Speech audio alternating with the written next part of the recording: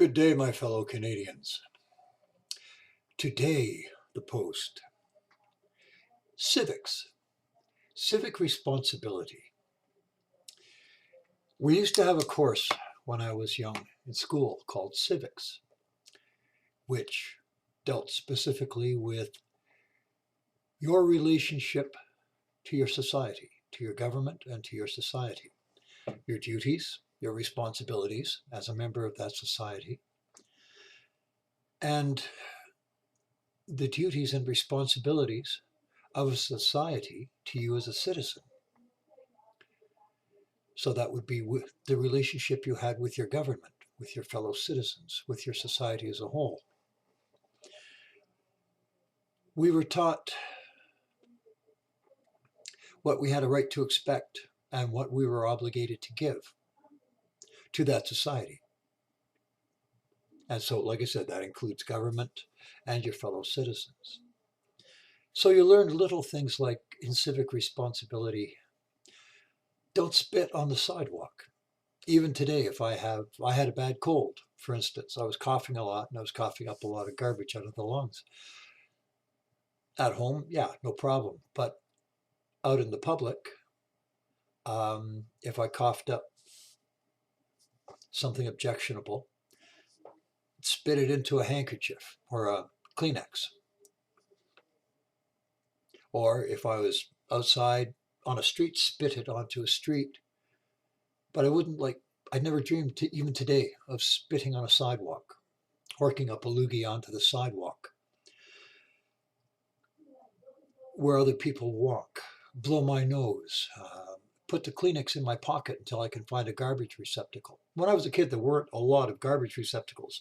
There are now. You were expected to put your trash in your pocket until you encountered a garbage receptacle, school, store, whatnot. This was standard in my day. Manners, courtesies. That was also part of your civic responsibility. All that has gone by the wayside. As I've said before, I'm not some Luddite longing for the good old days. Let's go back to the horse and buggy. No. But a lot of the old values that I grew up in were good values, solid values, are good values and solid values. Should be stressed in school, which brings me to where I was going with this. School. Civic responsibility. I direct your attention to the current round of teacher strikes sweeping Ontario and the rhetoric from the teachers' unions and from the teachers and the representatives of the teachers' unions. One of the things I absolutely hate, is the half-truth. Hypocrisy is one of those things that just torques me, but the half-truths, I get angry when I listen to a half-truth. I was watching, I think it was Harvey Bischoff. Was it Harvey Bischoff? It was one of the union reps for the Ontario teachers. We haven't had a decent raise compared to the compared to the public sector workers. Our raise was extremely modest in our last contract. We only got 1 or 2%, and the general public got blah, blah, blah. Okay. Yes. In the last contract, you got a very modest raise. That was true. That's the half-truth. What he failed to mention was in the 16 years of the Liberal government, previous Liberal government, the teachers' unions got almost everything they asked for, and more, from the McGuinty and the Wynne governments, the Liberal governments. Teachers are among the highest paid.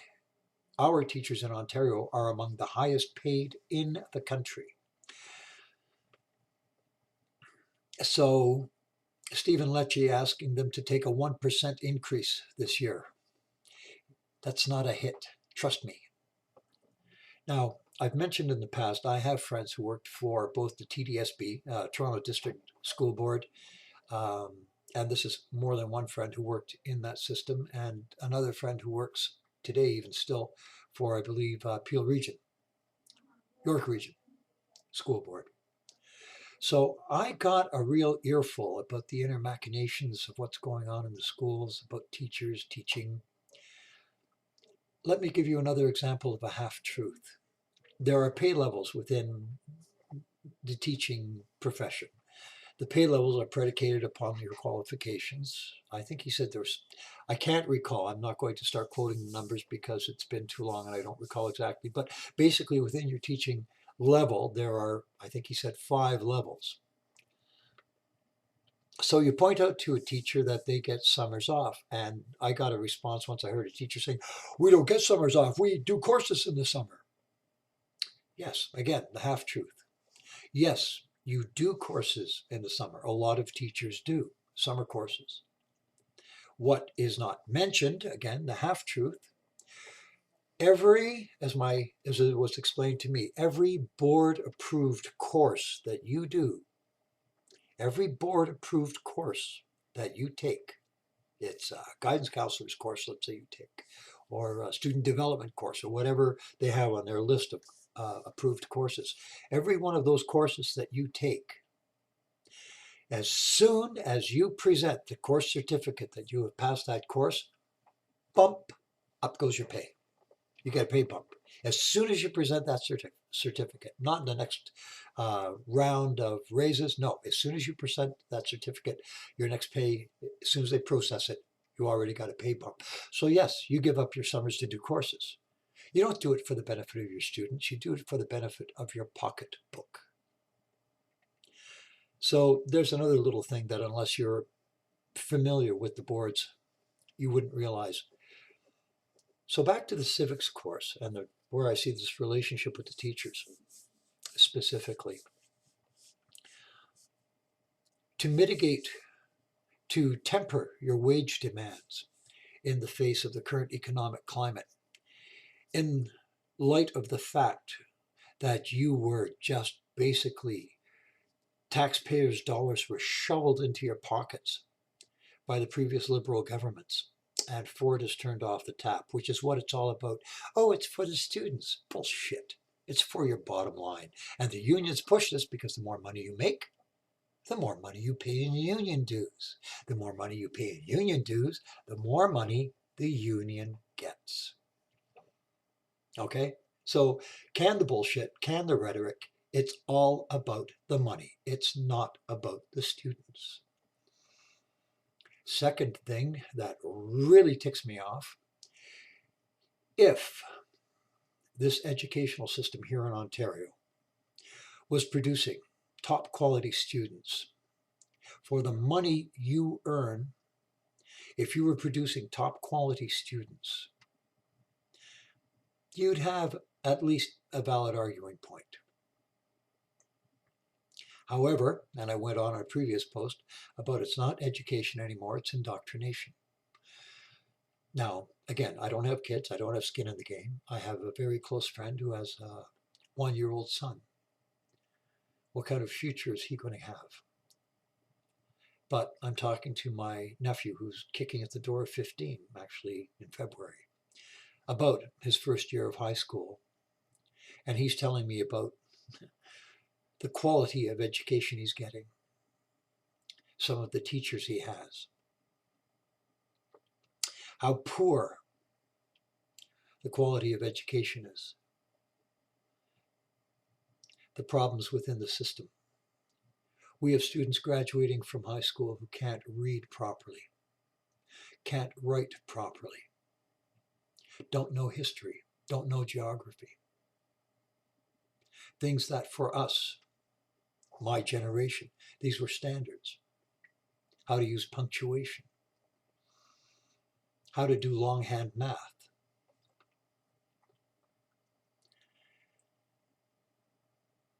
The complaints from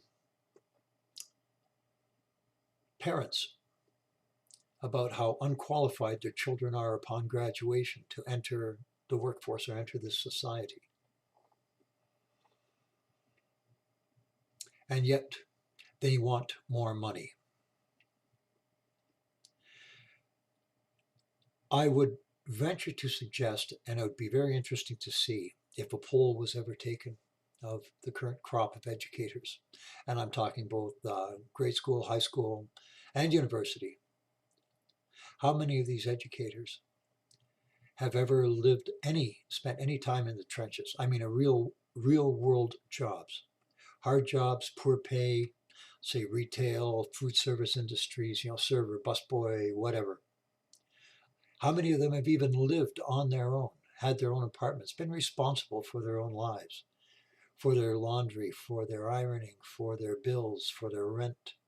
How many of them have ever lived on their own, have any idea what it's like to make a living based on your sole income as an individual?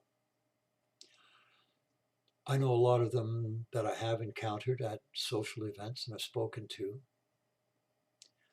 Very, very, very, very few have any idea what life is like outside of that nice protected little enclave. So when they say we work so hard for the students, they're not lying, really, because by their lights, they do work hard. By their lights, for the standards they know, they work hard. So they're not lying, but it's just they don't know what hard work truly is. Now that I can state pretty much positively. Oh, there are the exceptions. Some of the shop teachers I met, for instance, almost all the shop teachers, metal shop, wood shop, automotive, they'd all lived life in the trenches. One of the shop teachers I knew, he'd been a contractor. Another one was a roofer, and a very good roofer. Howard was an auto mechanic, and a damned good one. He taught auto shop. These are people who knew what the real world was. These are people that was easy to talk to. Of course, we related to each other very well, me being a tradesman. These are the people I could talk to. But I've talked to academic teachers, teachers of academic subjects. And they, for the most part, with very rare exceptions, I talk to them and I listen and I don't say anything because they are so clueless about, let's say, some of the harder elements or the rougher edge of society, side of society. They haven't got a clue. So back again to civics. If they tempered their demands given the current climate, I could have some respect for them. As it is, I have no respect for them whatsoever. And I would love to see Stephen Lecce, rather than taking a more conciliatory tone, I would quite frankly like to see the Ford government take a more draconian tone and say, here's what you're getting. This is all we can afford. You got more than your fair share over 16 years of the liberal mismanagement of this province. You got way more than the private sector would ever have gotten. You've sucked out of the public purse more than your share. And for the return that you give, for the money you get, you should be on your goddamn knees and thanking God and keeping your mouth shut. Now, unfortunately, that style of government would not fly today. But I, honest to God, I swear to God, I would like to see that kind of stone cold balls to the wall. And I'd like to see it, well, they can't even put it out in the media because the media, of course, doesn't cover this kind of thing, other than the Toronto Sun. God bless the Toronto Sun.